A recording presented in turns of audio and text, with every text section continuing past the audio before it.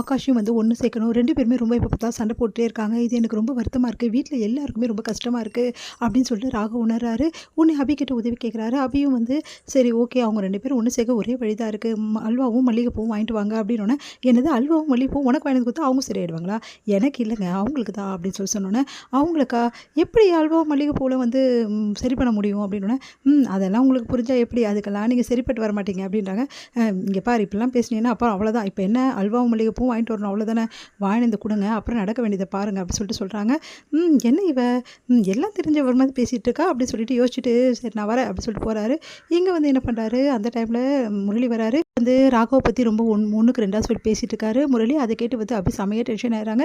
இப்போ உங்களுக்கு என்ன தாங்க பிரச்சனை இங்கே பாருங்கள் அப்படி சொன்னால் கேளுங்க, அந்த ராகவ் சரியில்லை அப்படின்ற மாதிரி சொல்கிறாரு. அதை கேட்டுட்டு வந்து இங்கே பாருங்கள் யார் சொன்னால் சரியில்லைன்னு சொல்லிட்டு அவங்ககிட்ட சண்டை போட்டுகிட்டே இருக்காரு. யார் சொல்ல சண்டை போட்டுறாங்கன்னு சொல்லிட்டு நாங்கள் பகலெல்லாம் சண்டை போட்டுக்கோம் ஆனால் நைட் ஆனால் ரொமான்டிக்காக ஆகிடுவோம். இப்போ பார்த்தீங்களா அவர் மல்லிகைப்பூ அல்வா வாங்க தான் போயிருக்காரு அப்படின்னு அதிர்ச்சி அடையார். நிஜமாக சொல்கிறீங்க? நிஜமாக தான் சொல்கிறேன், நீங்கள் போய் சொல்கிறீங்க அப்படின்னு நம்ப மாட்டேன், நம்மளனா பார்த்துக்கோங்க அப்படின்னு சொல்லிட்டு போகிறாங்க. பார்த்தா கரெக்டாக ராகவ் மல்லிகைப்பூ அல்வா ஓட வராரு. அதை பார்த்துட்டு தாங்கவே முடியல, செமையாக டென்ஷன் ஆகிறாரு முரளி.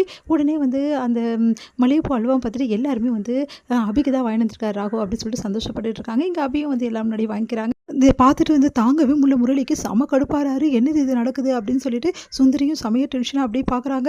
முரளி வந்து சுந்தரியை பார்த்து இப்படியாவது அப்படி டென்ஷன் ஆகாத முரளி அப்படின்னு சொல்லிட்டு அவங்களும் வந்து அப்படியே வந்து சைகை மூலமாக சொல்கிறாங்க.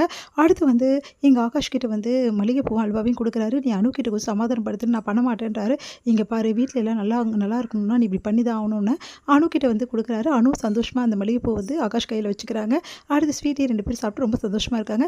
இதை பார்த்து ராகவ் வந்து யோசிக்கிறாரு, எப்படி ஒரு மல்லிகைப்பூ அல்வாவில் 2 பேரும் சரி பண்ணாங்க, ஒன்றுமே புரியல, எப்படி சரியாக முடியும்? ஒருத்தர் மேலே செம வெறுப்பு இருந்தால் எப்படி சரியாக முடியும்? ஒன்றுமே புரியலையே சொல்லிட்டு யோசிச்சுட்டே வராரு. அபிக்கிட்ட வந்து கேட்குறாரு, இது என்னது இது ஒன்றுமே புரியல எனக்கு, அவ்வளோ கோவமாக இருந்தா மல்லிகைப்பூ அல்வா கொடுத்தோன்னு சாந்தமாயிட்டா? பொண்ணுங்கள்லாம் அப்படி தான், புருஷன் கையால் ஒரு முழம் பூ கொடுத்தாவே சாந்தமாயிடுவாங்க. அதெல்லாம் எங்கே புரிய போகுது? முதல்ல அவங்க 2 பேருக்குள்ளே ரொம்ப காதல் இருக்குது, ஆனால் சும்மா தான் அவங்க சண்டை போட்டுக்கிறாங்க.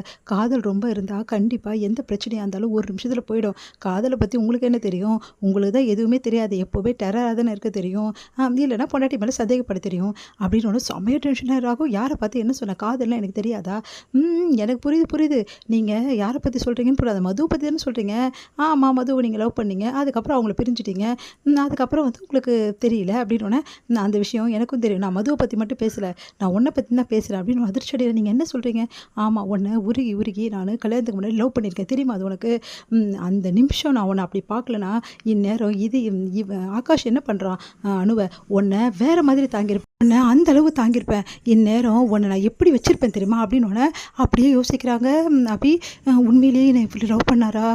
அப்போது இந்த விஷயத்தால் தான் இப்படி இருக்காரா? அப்போ இவர் மனசில் நான் இருந்திருக்கேனா அப்படின்னு சொல்லிட்டு அபிக்கு ஆச்சரியமாக இருக்குது. நீங்கள் போய் சொல்லாதீங்கன்றாங்க. நான் ஏன் போய் சொல்லணும், நான் உண்மையை தான் சொல்கிறேன். கல்யாணத்துக்கு முதல் நாள் வரைக்கும் இந்த கல்யாணம் வந்து நின்றாதா, நீ என்கிட்ட வந்துட மாட்டியா, நான் எப்படியெல்லாம் யோசிச்சிருக்கேன் தெரியுமா, எப்படி டென்ஷனாக இருந்தேன் நீ பார்த்தல அப்படின்னு நினச்சி பார்க்குறாங்க. ஆமாம் அன்றைக்கி அவர் ரொம்ப டென்ஷனாக இருந்தார். அன்றைக்கி நைட்டு உன்னை அந்த வீணாக போன அந்த இருக்கானே ஒருத்தன், அவன் கூட நான் பார்க்காம இருந்திருந்தேன்னா இந்நேரம் உன்னை கல்யாணம் பண்ணிக்க சான்ஸ் கிடச்சிருந்தும் எனக்கு சந்தோஷமாக இருந்திருக்கும், நம்ம 2 பேரும் ரொம்ப ஜாலியான வாழ்க்கை வாழலாம். ஆனால் உன்னை நான் லவ் பண்ணேன், ஆனால் இப்போ உன்னை நான் வெறுக்கிறேன், துளி கூட உன் மேலே எனக்கு இப்போ லவ்வே கிடையாது அப்படின்றாரு. அதை கேட்டு வந்து அபி என்ன பண்ணுறதுன்னு தெரியாமல் தவிக்கிறாங்க. இங்கே பாரு இதுக்கெல்லாம் காரணம் நீ தான், நீ மட்டும்தான் இதுக்கெல்லாம் காரணம்.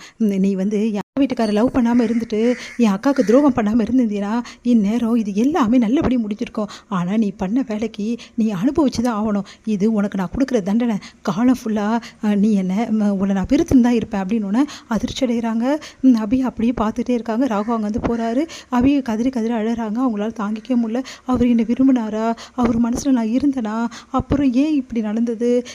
கண்டிப்பாக வந்து கூடிய சீக்கிரமாக எப்படியாவது அந்த முரளி தான் எல்லாத்துக்கும் காரணம் நான் நிரூபிச்சிட்டா கண்டிப்பாக பழையபடி அவர் வந்து கண்டிப்பாக அவர் மனசில் நான் வந்துடுவேன், அந்த நம்பிக்கை எனக்கு இருக்குது. ஆனால் உங்கள் கூட நான் சேர்ந்து வாழ மாட்டேன், எப்போ என்னை சந்தேகப்பட்டீங்களோ நான் சேர்ந்து வாழ மாட்டேன், அது மட்டும் உறுதி ராகவ். ஆனால் ராகவ் உங்கள் மனசில் நீங்கள் என்னை லவ் பண்ணது தப்பு இல்லைன்னு சொல்லிட்டு கண்டிப்பாக நான் உணர வைப்பேன் அப்படின்னு சொல்லிட்டு அபி யோசிக்கிறாங்க. இங்கே வந்து செம்ம டென்ஷனாக இருக்கார் முரளியால் தாங்கிக்கவே முடியல. அபி தலையில் வந்து ராகவ் பூ வச்சதும் அப்புறம் அல்வாவை வந்து அபிக்கு கொடுத்ததும் அவங்க வாங்கினதையும் நினச்சி பார்த்து செம்ம டென்ஷன். அங்கே இருக்க பொருளெல்லாம் போட்டு உடைக்கிறாரு. அஞ்சலி அங்கே வராங்க, பார்த்து அதிர்ச்சி அடைகிறாங்க. முரளியும் பார்த்து அஞ்சலி அதிர்ச்சி அடைகிறாரு. இது முடியுது.